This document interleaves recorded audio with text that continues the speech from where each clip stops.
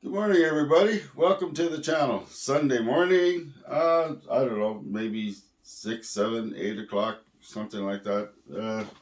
Pretty sure it's 8 o'clock now. So I'm just going to make this real quick. I'm not going to ramble on for 6 hours like I did yesterday. So out I went again with this fabulous Contax, Zeiss Contax 2A with the 50 millimeter. This is a 50 millimeter uh, f2 lens on here. Zeiss Opton sonar. It's a T, so it's a coded Zeiss Opton sonar. So I'm pretty sure we went through a lot of that yesterday. So I put Ilford Pan F Plus in. So on Friday evening, I went out and I was tipped off to an old deserted farmyard. Oh, long time ago. This was old. This was an old, and it was used up until probably the 60s or something, because you can see some signs of the 1960s. But the forest grew in, everything caved in, chicken coop, pig.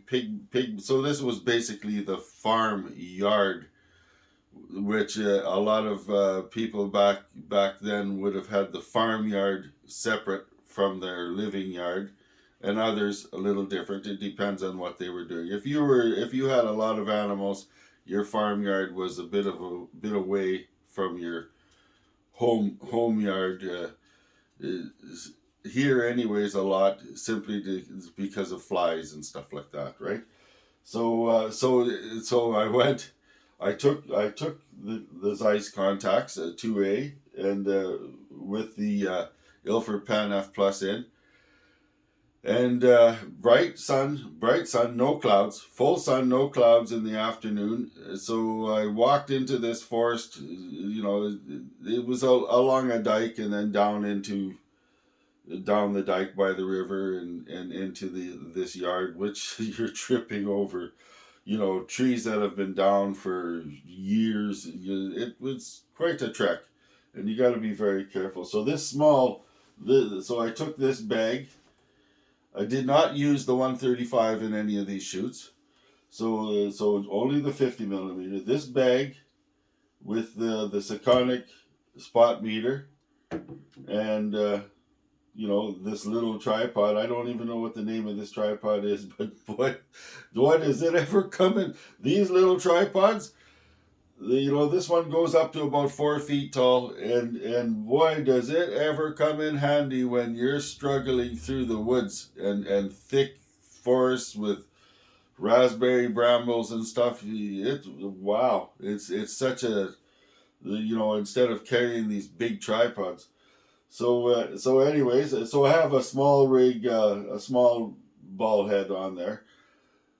So in I went. So what we're gonna see more extreme, to the extreme, dynamic range here. The my spot meter was reading at times from 19. So I'll just move this here. My Sysconic spot meter was reading at times at 19, 18, 19 for the highlights, and which it only goes up to 20, and down to 10. So you have to sort of make your decision in the middle whether you want to lose your highlights or you want to lose your shadows. In this case, I basically wanted to keep my shadows, because there was times, so I really had to put it in the middle at times. And there's a couple of shots when I was actually inside this old chicken coop, and there was an old remnants of a old water pump system. It did have electricity, so these barns and chicken coops and that were used when there was electricity. So anyhow, so there was like a badger hole, or there's stuff living in there. So it gets pretty intense when you're going inside some of these old barns that no one's been into for 50 years, and there's stuff living in there and badgers and stuff like that, and it was fresh, but I went in anyways against my better judgment, and I'm still here, so I lived. So it gets quite dangerous, and okay, I need to tell everybody this is very important, especially if you're going into old farmyards. You know you're supposed to have permission for one thing, but wells. A lot of these farms dug multiple wells, and so after 50 years, 60 years, all that ground cover and everything covers all these wells. So, for gosh sakes, if you're thinking of going and doing what I'm doing here, you need to have great knowledge of farmyards, where they would have placed their wells, and a probe. So I know a lot of the habits around here. When I was a kid, I've probably been to a lot of these places, so I know where their wells would have been in that. But it's very, very, very extremely dangerous to be walking around in these old farmyards because of wells that are covered up, and they don't never filled in the wells. They were just done with them, right? So if you fall into one of these wells, it's over. No one's gonna hear you. Really, it's very dangerous. And then the danger of animals living in these buildings. I'm in the boreal forest up north here, in north of 53 in Manitoba, and we have animals. You can run into skunks. You can run into bears. You really got to be careful what you're doing. So anyhow, I needed to tell you that because the wells are the most scary. Wells and old boards with nails sticking in them that you can't see. And in those days, they used old spikes, twisted spikes, and 4 inch spikes. So please, please, please, if you see me do this kind of photography, understand that I was raised in these farmyards, and I was brought up without running water on a pioneering farmyard, so I know a lot of the habits, and I know the precautions, but it's very dangerous. You don't just wander and walk in there, definitely without the property owner's permission. And there's a lot of times that the property owner may want you to sign an insurance waiver because you're going into really dangerous, hazardous areas. So that being said, I need to tell you this. That no, people just don't seem to tell you this stuff, right? So, anyways, wonderful system. I took a photo inside this chicken coop with light coming in from 2 windows and almost total darkness. When I was down to a half a second on this little tripod and this camera, and by golly, they turned out. You'll see them. I actually took a couple of night photos over yesterday morning, but I fudged those so bad I'm not even gonna show them because I didn't bring my. You're in the dark and with shiny lenses. Here's a new one. With these shiny lenses, and you're in the dark, you're not going to be able to read your settings. So that's, it's just, so I usually bring my phone so I have a reciprocity chart and stuff like that, but I didn't do any of the stuff against my better judgment, so night photos are hooped. Anyway, so then yesterday I went to another farm area where you will see where I've been taking pictures of old combines and an old truck and stuff like that over the winter and stuff. So I actually went right into the yard. This is the first time going into that yard, and you got to do it at this time of the year because the overgrowth that hits this yard is and these old yards, you'll never get in there. It's just, and the mosquitoes and the bugs will just eat you alive. You're not, so this is the time of the year to do it. So again, full sun, extreme, some shots without hardly any sun in it, other shots full on with shadows. So everything here, like I say before, I shoot in full sun here because we only get so many months of summer, and I do not allow the weather to dictate whether I'm going out to shoot or not. So these are the extremes that you hit. You hit extreme sun, extreme light to extreme dark, all in one shot. So you definitely, the spot meter helps, and you acquire a taste after a while to know where you should be and shouldn't be with your film. And I think that's the greatest thing about shooting, getting used to shooting one film. You know, I still will have some different films coming. I'm going to do some deltas again.